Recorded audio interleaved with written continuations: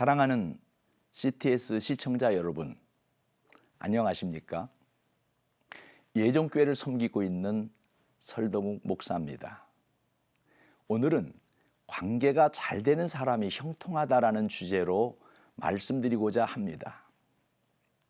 사람이 살면서 가장 힘든 일이 있다면 한마디로 관계입니다.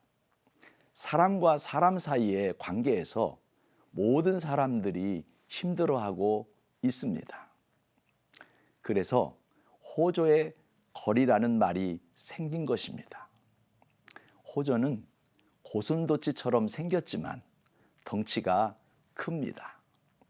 날이 추워지면 서로의 체온을 얻으려고 끌어안다가 상대의 가시에 찔려 상처를 입고 피를 흘리게 됩니다. 그렇습니다. 인간의 사이는 서로의 체온을 느낄 정도로 가깝지만 서로 상처를 입을 만큼 너무 가까우면 안 된다는 것입니다. 가시에 찔려서 상처받지 않으려면 적당한 거리가 필요하다는 것이 호조의 거리입니다. 그래서 사람들은 너무 껴안지는 말라는 것입니다. 그런데 유일하게 아무리 껴안아도 상처를 입히지 않는 분이 계십니다. 그분이 바로 예수님이십니다. 예수님 외에는 어떤 관계든지 어렵고 늘 사람을 힘들게 한다는 것을 알아야 합니다. 현대 사회에서는 관계가 잘 되는 사람이 형통하지만 관계 때문에 힘들어하기도 합니다. 그런데 어리석게도 사람들은 관계에서 실패하면 찾아가는 곳이 점집입니다. 이런 심리는 과거 우리나라 역사에서 찾아볼 수 있습니다.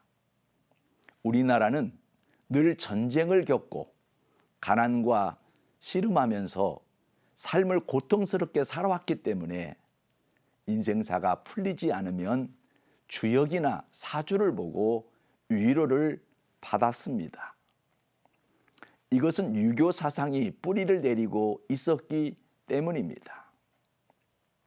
그런데 성경을 공부하다 보면 그런 것들이 얼마나 부질없고 어리석은 일인지 깨닫게 됩니다. 복의 주체는 하나님이시기 때문입니다. 영국의 작가인 존 버녀는 기독교는 모든 복을 받을 수 있는 축복의 종교다라고 말했습니다.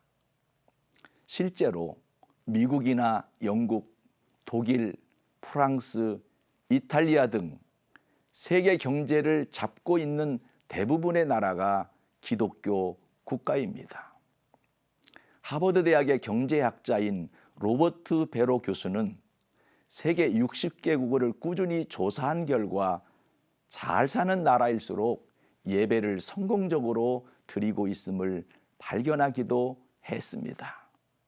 과거에는 가난에 시달리던 우리나라가 세계적으로 경제 대국이 될 수 있는 것도 우리나라가 선교사들을 통해 기독교를 받아들이고 예배에 성공하고 있었기 때문입니다. 과거에 우리보다 더 잘 살던 그 나라가 하나님을 멀리함으로 지금은 형편없이 사는 나라가 많이 있습니다. 중국 같은 나라는 관시가 중국 사회를 움직이는 실제적인 시스템이자 동력이 되고 있습니다. 중국에서의 관시는 단순히 개인과 개인을 규정짓는 것이 아니라 국가의 경영이나 경제 시스템의 관계를 이루는 실체이기도 합니다. 누구의 사람이라는 것을 가장 중요시하고 있는 나라가 중국입니다. 그래서 인맥을 바탕으로 정부 조직이나 경제 시스템이 형성되고 있는 것입니다. 우리가 사람을 만나보면 그 사람이 복을 받을 사람인지 아닌지 금방 알 수 있습니다. 그 사람의 말과 행동에서 나타나기 때문입니다. 성경에도 보면 관계에 대한 말씀이 있는데 먼저 복 있는 사람이 되라는 말씀이 있습니다. 내가 먼저 복 있는 사람이 되어야 합니다. 그리고 복 있는 사람은 악인들의 꾀를 따르지 아니한다고 시편 기자는 말하고 있습니다. 악의 근원은 사탄 마귀입니다. 하나님의 말씀을 거역한 데서 생겨난 것이 악입니다. 그러므로 하나님과의 관계 회복을 최우선으로 점검해 보아야 합니다. 헨리 나우엔의 탕자의 귀향에 보면 관계가 힘들 때는 사랑을 선택하라는 말이 있습니다.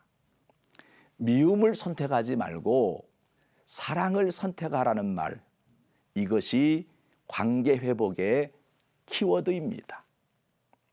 그러나 무신론자는 악인이기에 관계가 힘들 때 사랑 대신 미움을 선택합니다. 이런 악인을 성경은 오직 바람에 나는 겨와 같다고 말하고 있습니다.